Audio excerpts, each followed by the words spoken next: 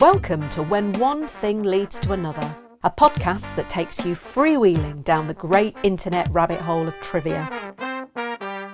Each week we pick a starting point, and then who knows where all the twists, turns and tangents will take us.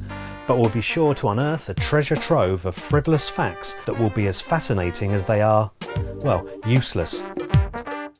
When One Thing Leads to Another is produced and presented by us, Helen and Bill Rich. Our theme music is by Justin Mitchell. This is Series 2, Episode 3. The Wall of Death.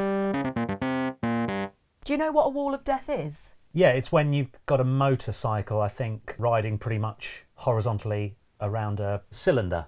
Yeah, it's a carnival sideshow featuring a silo or barrel-shaped wooden cylinder, typically ranging from 20 to 36 feet, motorcyclists, drivers of miniature automobiles and tractors. Tractors? Yeah, I know, that's obviously one of the more out there. Hell, I'd like to see that. Yeah, held in place by friction and centrifugal force. Oh, okay. The original Wall of Death was in 1911 on Coney Island in the United States. Anyway, we're starting today's episode with the Wall of Death, and recently we went to a gig, didn't we? And it was Brooks Williams. He'd written a song, and I think he called it Tornado Smith. And it was about this fascinating and eccentric character, born in 1908, and he died in 1971 from Suffolk. Yeah. He was called Tornado Smith. He was born George William Smith, and he was the son of the landlord of the White Hart Public House in Boxford. Right, okay. In Suffolk, and he's part of local legend.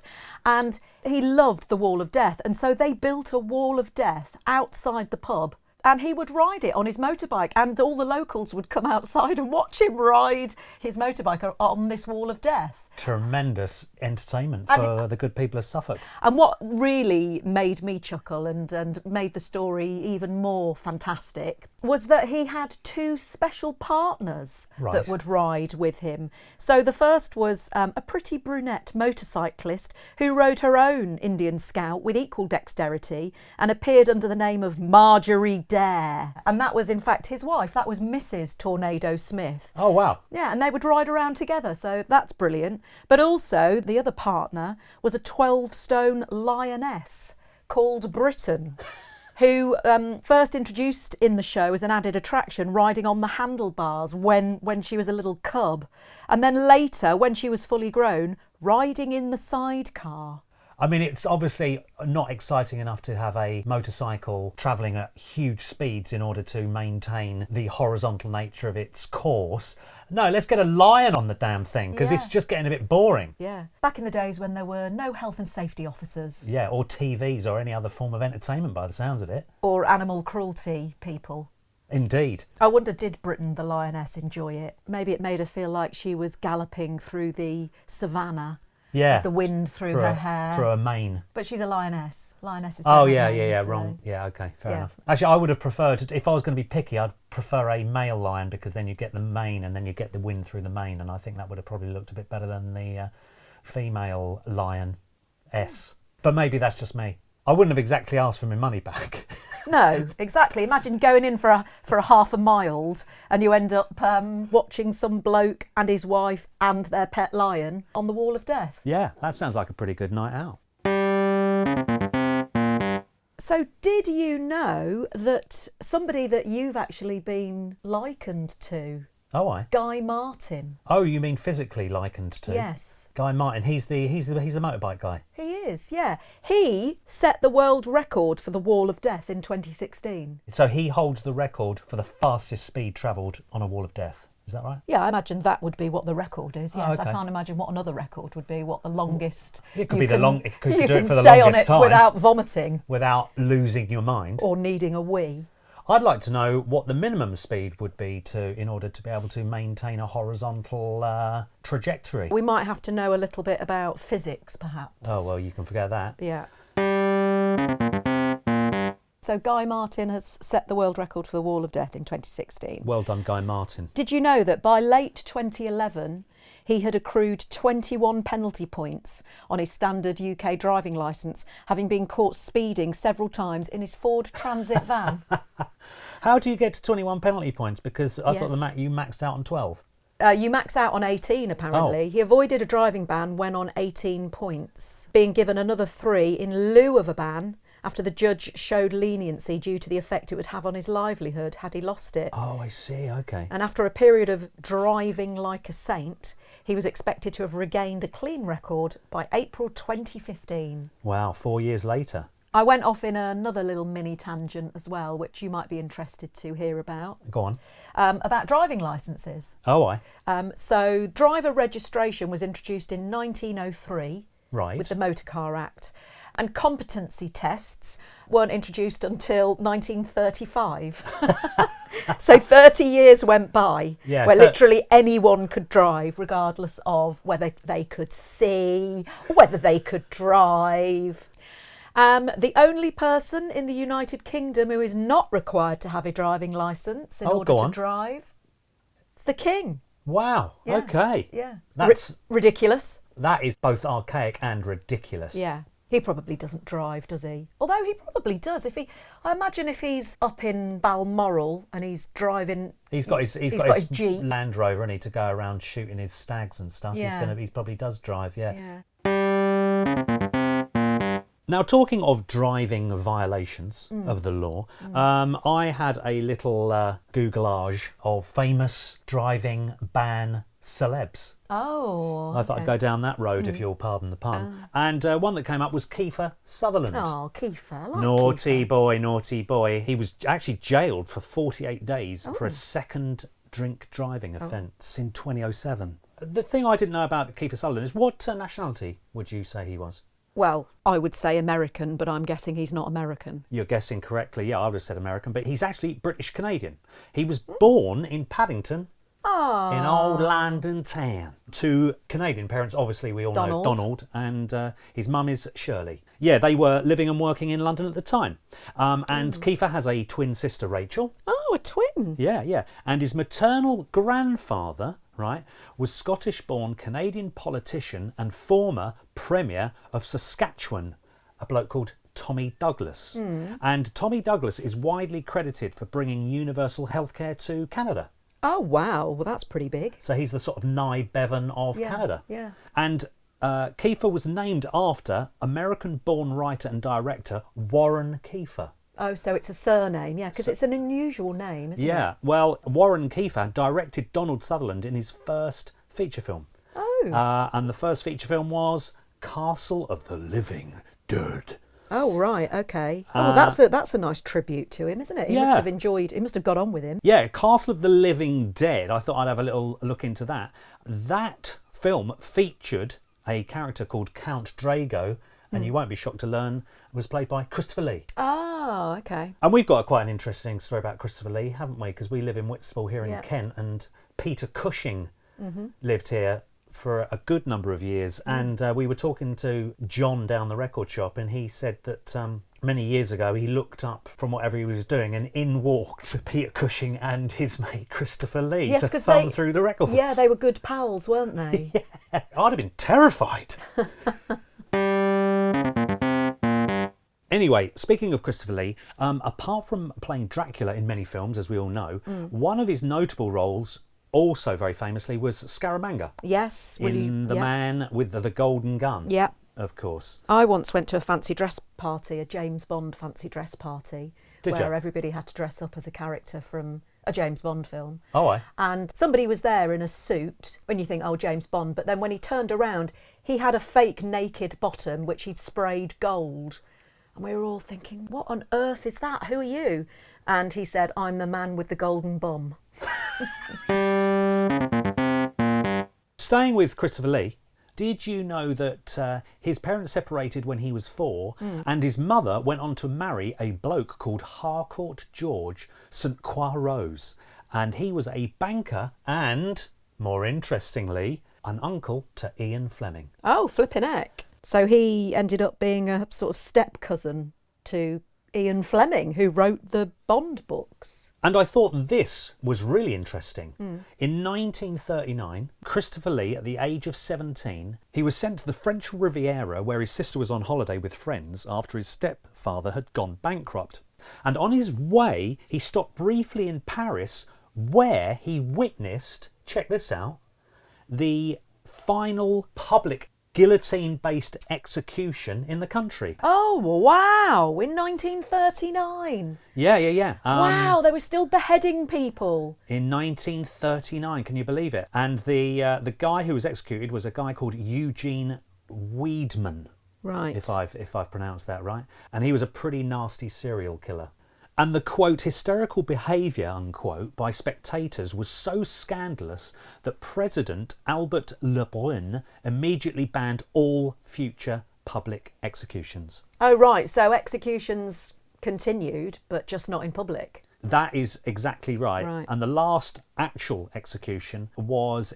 Do you know, it was 1977. Oh, wow. People were still being beheaded when we were alive. I know, that's crazy, isn't it? Yeah. And nearly half a century later, coincidentally, Christopher Lee portrayed headsman Charles Henri Sanson in a 1989 French TV drama about the French Revolution, in which the character makes prolific use of the guillotine. Wow. I wonder if the director said, channel what you saw in 1939. I've got some interesting facts about another Christopher Lee film, actually. Right. The Wicker Man. Oh, yeah, okay. Did you know that Christopher Lee was so keen to get the film made, right, and the budget was so small, that he gave his services for free? Oh, wow. Yeah. And he later called the film the best he had ever made. Wow, okay. Yeah. And you know, at the end, when the people of Summerisle are watching the Wicker Man burn and they sing the Middle English folk song, "Summer is a-coming in." Spoiler alert. I do. Yeah. The song basically means summer has arrived. It's also known as the Cuckoo Song. Do you recognise the tune? Summer is a-coming in. Is that sounds a bit like the Bagpuss, the... Well, yes. The mice... Yeah. in Bagpuss sing a version of it. Yeah, it's the mending song. We will find it, we will bind it, we will stick it with glue, glue, glue. Yeah. Yeah, I was a big fan of Bagpuss. Used to tune in every time that was on. Yes, well, I was as well, yeah. I love the fact we've gone from Christopher Lee to Bagpuss. We've gone from evil, sinister to... Fat and furry. Fat and furry. Dare we mention here that Justin, who plays our theme music yes. When One Thing Leads to Another, his partner Emily is the Emily from Bagpuss, as it was her father, Peter Firmin, who created it. That's right. And I think we also knew that his production company, Small Films, also made the Clangers. Yeah, I love the Clangers. But did you know that he also co-created Basil Brush? Oh, no, I didn't know that. Yeah, one of my personal childhood favourites, Basil Brush. Wow. Yeah, he co-created it. Yeah, the original Basil Brush glove puppet was designed by Peter Firmin in 1962 for an ITV television series, and it was voiced and performed by Ivan Owen until his death in October 2000. Okay. Yeah, and Ivan Owen took great care to ensure that he personally never received any publicity. Okay. Professionally, only Basil had a public persona, with Owen himself remaining entirely unknown. Oh, wow, that's good. Yeah, and this helped give the character believability, making Basil appear to be real. Yeah. And Owen modelled Basil's voice on the actor Terry Thomas. Hello. Oh, did he? Yes, giving the puppet a touch of well-cultivated class. Oh, I like it. Yeah. And on the 10th of December 2005, Basil appeared on The Weakest Link. Did he? And he won. He won. This makes him the first puppet to win The Weakest Link. Well, whoever has got their hand up Basil's whatevers, they're obviously pretty switched on, pretty bright. Yeah. Well done, Basil. Roland Rat had previously appeared as a puppet contestant, but he didn't win. He's not of the same calibre as Basil Brush, is he? Roland Rat. You can imagine that Basil went to a rather better school than old Roland Rat. Other famous foxes. Oh, yeah. Can you think of any? Yeah, well, you've got the fantastic Mr. Fox, which we watched not so long ago. That is a brilliant film. I don't know how that passed me by. I know, it's great, isn't it? Other famous foxes, put me out of my misery. Well, the one I was thinking about was Disney's Robin Hood. Oh, yes. He's portrayed as a fox. A couple of interesting things for me. about that film. Go on. I just mentioned that Basil Brush's voice was modelled on the voice of the actor Terry Thomas. Yeah. Well, Terry pops up again as he voices Sir Hiss in that film. You know, the snake? Yeah. Oh, that's Terry Thomas. That's Terry Thomas. Well, I never knew that. Also, I didn't know that Alan Adale, you know, the rooster minstrel who essentially narrates the film. Oh, that's right. And he goes around with a banjo or something, doesn't he? Well, he is voiced by Roger Miller that sang King of the Road. Trailer for sale or rent. Rooms to rent 50 cents. Man of means by no means. King of the Road. Another song he sang was called Engine, Engine Number 9. Engine, Engine Number 9. It's most famously quoted in rap duo Black Sheep's song, The Choice Is Yours. Engine, Engine Number 9. One of the most underrated rap songs of the early 90s. Okay. And that itself was sampled for the 2003 UK #1 hit, Be Faithful by Fat Man Scoop. The song has been a favourite in clubs around the world for years, but it took 2 years to clear the samples in that song from Jay-Z, Black Sheep, Queen Pen, The Beatnuts and Faith Evans. Well, that's a lot of paperwork. Did you know that Fat Man Scoop also has his own ice cream parlour? Well, what came first? Is that why he's called Fat Man Scoop?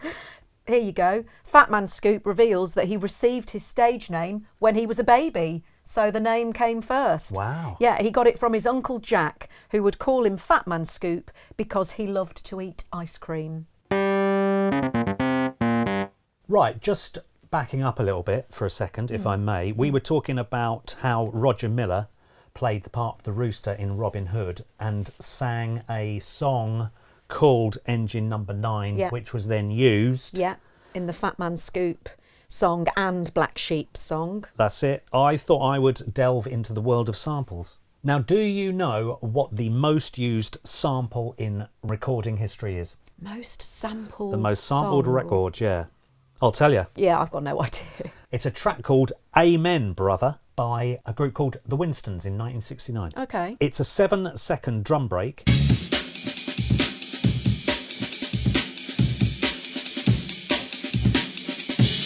And it's known as the Amen break. Okay. And it became popular with American hip-hop producers and then British jungle producers in the early 90s. Okay. Yeah, and according to the website Who Sampled, Amen Brother appears in more than 5,000 tracks. That's as of 2021.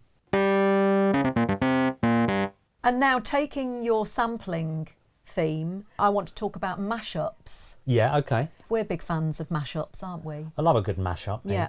The 1967 Harry Nilsson album, Pandemonium Shadow Show, features what is nominally a cover of the Beatles' You Can't Do That. Right. Nilsson mashes his own vocal recreations of more than a dozen Beatles songs into this track. Oh, yeah, that's interesting. I like it. It is. It's very creative. Nilsson conceived the combining of many overlaying songs into one track after he played a chord on his guitar and realised how many Beatles songs it could apply to. Brilliant. This recording has led some to describe Harry Nilsson as the inventor of the mashup. I love it. You've got James Brown, the godfather of soul. You've got Aretha Franklin, the queen of soul. And now you've got Harry Nilsson, the mother of the mashup.